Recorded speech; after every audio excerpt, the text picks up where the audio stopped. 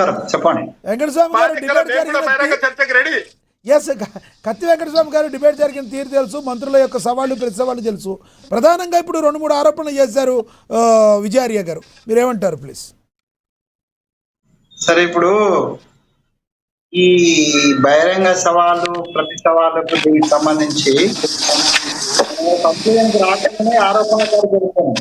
మీరు పెట్టిన చర్చ వేరు, ఇప్పుడు కంక్లూజన్ వేరే వస్తుంది, మాట్లాడడం వేరే వస్తుంది.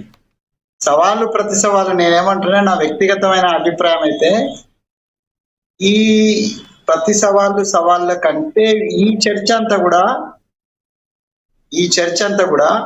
in the interest of the Telangana people should be happen in the assembly సమావేశాలకు నేనైతే మా ముఖ్యమంత్రి గారికి నేను అప్పీల్ చేస్తున్నా, ఇమ్మీడియట్ గా అసెంబ్లీ సమావేశాలను పిలిస్తే ఈ రోడ్ల మీద ఇదేమైనా రచ్చబండలు కాదు కదా, ఒక ప్రజాస్వామ్యానికి సంబంధించి ఒక పెద్ద దేవాలయం లాంటి అసెంబ్లీ ఉన్నది. అసెంబ్లీలో మంత్రులు, ఎమ్మెల్యేలు వీళ్ళందరూ ఉన్నారు. అది కదా వేదిక చర్చించాల్సింది.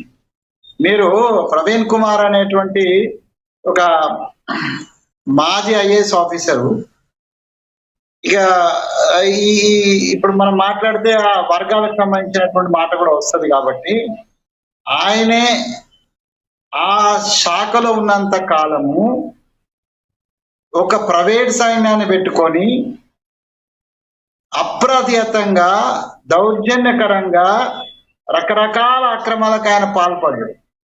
కాబట్టి ఆయనకు అనుమానం ఏంటంటే, నేనున్నప్పుడు ఎట్లయితే మింగినమో అట్లాగే అడ్లూరు లక్ష్మణ్ గారు వచ్చిన తర్వాత ఇంట్లో మింగినారేమోనే ఆయన అనుమానంతో ఆయనే అవాకులు చెవాకులు పడితే అక్కడేమో 700 కోట్లు కూడా టెండర్లు పోకపోతే 3000 కోట్లు అంటుండు మా విజయాన్ని అంటుండు, 2000 కోట్లు అని ఒక ఆయన అన్నాడు. 2000 కోట్లు అయితేవో 3000 కోట్లు ఎట్లయితున్నావో నాకు అర్థం కాలేదు. టోటల్ టెండర్స్ 6000 సంథింగ్ అన్నది, 7000 మ్యాక్సిమం 7000 టెండర్స్ పిలిస్తే కోట్ల రూపాయలు ఎట్లయితే 2000 కోట్ల రూపాయలు ఎట్లయితే మరి ప్రవీణ్ కుమార్ గారికి లెక్కలు ఎవరు చెప్పిండ్రో, లేకపోతే టిఆర్ఎస్ మిత్రులకు లెక్కలు ఎవరు చెప్పిండ్రో నాకు అర్థం కాలేదు. ఇంకా ఈ విషయం మీద ప్రతి సవాలు ఏడారు రోడ్డు మీద వచ్చి సవాల్ చేయమని అంటున్నారు. నేను ఈవెన్ మా వైపు నుంచి కూడా ఈ రోడ్డు మీద సవాల్ కరెక్ట్ కాదంటున్నాను. అసెంబ్లీ వేదిక మీదనే చర్చ చేద్దాం. మాన్యులు మాజీ ముఖ్యమంత్రి వర్యులు, మా ఉద్యమ నాయకుడు, తెలంగాణకు ఉద్యమానికి దిక్సూచి నడిపించినటువంటి అన్న కేసీఆర్ గారిని సాదరంగా నేను వారి గౌరవానికి భంగం లేకుండా వారు అసెంబ్లీకి వస్తే రసవత్తరంగా చర్చ ఉంటది. మీరు చెప్పేటి కూడా కాస్త అంటే ఈ కాకి లెక్కలు కాకుండా ఆయన కొంచెం అన్ని తెలిసిన వ్యక్తిగా ఆయన వస్తే చాలా డాటా తోటి వస్తాడని నేను ఆశిస్తున్నా. ఆయన రమ్మంటున్నాను. వస్తే అక్కడ మీరు అన్నట్టుగా విజయార్య గారు ఆరోపణ చేసినట్టుగా ఒకవేళ మాజీ ముఖ్యమంత్రి గారికి అగౌరవంగా ముఖ్యమంత్రిగా ఉన్నటువంటి రేవంత్ రెడ్డి గారు లేకపోతే ముఖ్య మంత్రులు ఎవరు వివరించినా కూడా ప్రజలు క్షమించరు, ప్రజలు ఊరుకోరు. మేము కూడా అది ఎంకరేజ్ చేయం. అమర్యాదను, అన్పార్లమెంట్ లాంగ్వేజ్ ను మేము ఎప్పుడు సమర్థించలే. మా పార్టీ కల్చర్ కాదు కాబట్టి దాన్ని అది డెవలప్ చేసిందే కేసీఆర్ గారు, అది వేరే విషయం, అది వేరే చర్చ. కానీ మా కల్చర్ అది కాదు కాబట్టి వారిని సగౌరవంగా ఆహ్వానిస్తున్నాం. ఆ డిప్యూటీ లీడరు తర్వాత కొడుకు, తండ్రి అందరు కలిసి అసెంబ్లీకి రాండి. మేము కూడా అసెంబ్లీలో ఉంటాము. మంత్రులు మీరు అడిగిన క్వశ్చన్స్ కు సమాధానం చెప్తారు, మీరు చేసిన ఆరోపణలకు నివృత్తి చేస్తారు. అది అర్థవంతంగా పోతుంది. ఎక్కడ ప్రజా సమస్యలు, ప్రజలకు ఉన్నటువంటి ఇబ్బందులను పోరాటం చేసిన అంటుండు కదా అన్న, సో ఆ పోరాటానికి ఫలితం దొరుకుతుంది. అది అసెంబ్లీ వేదిక అయితే బాగుంటది అనేది నేను చాలా స్పష్టంగా తెలియజేస్తున్నా. ఫస్ట్ ఆఫ్ ఆల్ ఇది సవాళ్ళు ప్రతి సవాళ్ళకు సంబంధించి. ఇంకా ఆరోపణలకు సంబంధించి విజయ్ అన్న ఎక్స్ట్రీమ్ లైన్ క్రాస్ అయిపోయినాడు. కవితను రేవంత్ రెడ్డి బయటకు వెళ్ళగొట్టిండు ఇంటి నుంచి అనంటే అర్థం ఉన్నదా? అరే మీ అన్న విజయ్ అన్న ఆరోపణ చేయను, కానీ ఆరోపణ చేస్తున్నప్పుడు మీ ఆరోపణ కూడా కొద్దిగా హద్దు ఉండాలి. మీరు కొన్ని ఆరోపణలు చేస్తున్నారు. ఈ ఆరోపణలలో కవిత ఏమైనా చిన్నపిల్ల నాన్న? కవిత ఈ రాష్ట్రంలో ఆడబిడ్డగా కొలవబడ్డది. జాగృతి పేరుతోటి తెలంగాణ బతుకమ్మను మార్పించి ఆమె బతుకమ్మను తీసుకొచ్చింది. అయ్యను అడ్డు పెట్టుకొని అధికార దుర్వినియోగం చేసుకొని అన్ని రకాలుగా సంపాదించుకున్నారు. అట్లాంటి ఆడబిడ్డ ఏం తెలియదు ఆనన్న రేవంత్ రెడ్డి చెప్తే తండ్రిని కాదనుకొని వస్తారా ఎవరన్నా? తండ్రిని కాదనుకొని ఆమె వచ్చిన రోజే నేను మీకంటే నేను కానట్లండి. ఆమె కేసీఆర్ గారి పట్ల చేసినటువంటి వ్యాఖ్యలను ఒక తండ్రిగా కేసీఆర్ స్థానంలో నేనుండి మాట్లాడి ఆమె సభ్యతతో మాట్లాడతలేదని నేను మాట్లాడాను. ఒక సభ్యత కోల్పోయి బంధాలను అన్నిటిని కూడా ఆస్తి తగాదాలకు తెంచుకొని వచ్చినామను రేవంత్ రెడ్డి గారు బయటికి తీసుకొచ్చినానంటే అది వారి విజ్ఞతకే వదిలిపెట్టేస్తున్నా. నేను దానికంట ఇక మీరు ఇంకొక ఆరోపణ చేస్తున్నారు, ఏదో మోడీ గారితో కలిసి ఇక లేకపోతే చంద్రబాబు నాయుడుతో కలిసి.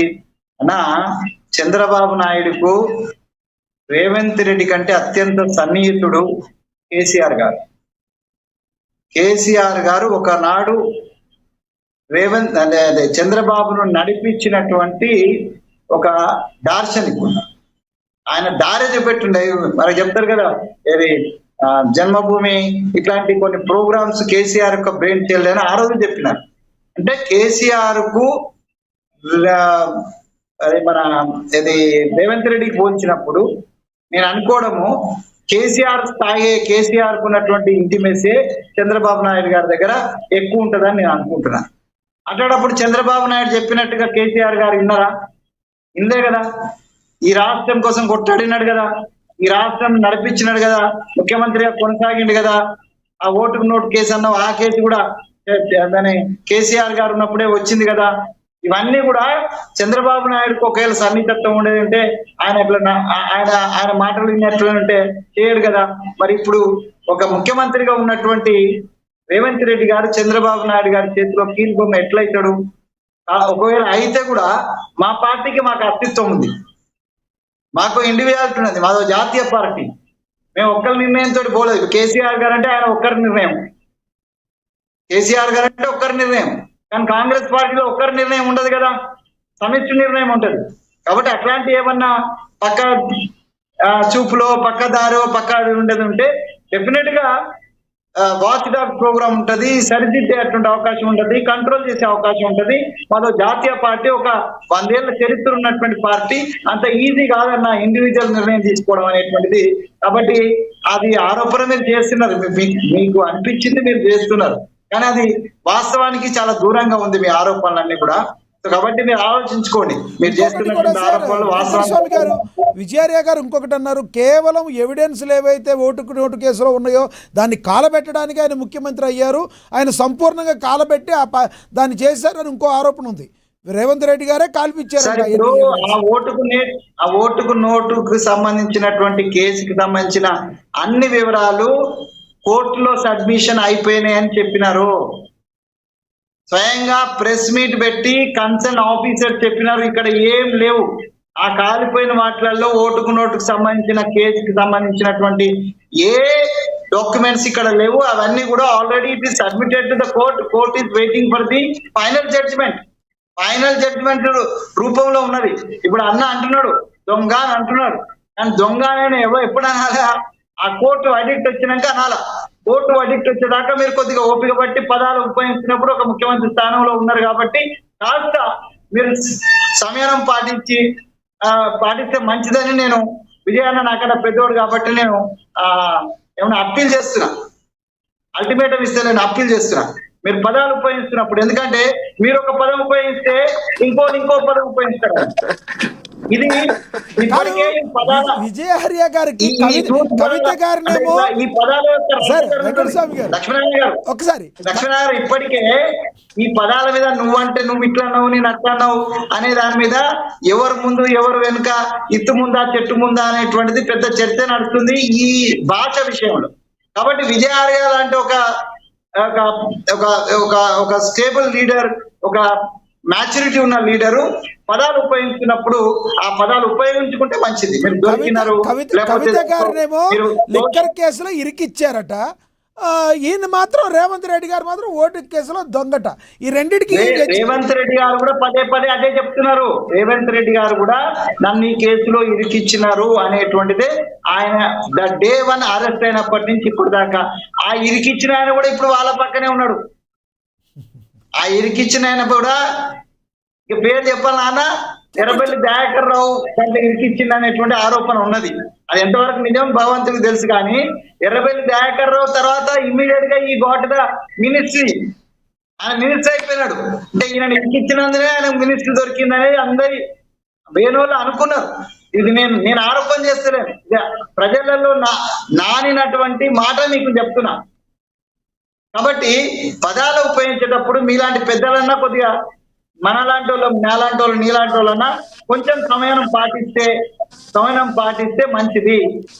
నేను అంతకంటే ఎక్కువ చెప్పాలని అనుకోవటం లేదు. రైట్, నేను మళ్ళీ మాట్లాడతా సార్. మనం ఒకసారి పాపిరెడ్డి గారి దగ్గరికి వెళ్దాం. పాపిరెడ్డి గారు కంక్లూడ్ చేయండి సార్. సార్ నేను వెంకట స్వామి అన్నది మళ్ళీ ఫ్లో అవుతుంది. వెంకట స్వామి అన్నది సార్ గారు మాట్లాడండి. లేదు తర్వాత మాట్లాడుకోరు. ఒక నిమిషం లక్ష్మీనాథ్ గారు, మీరు విజయ్ గారు ఒక నిమిషం ఆగండి.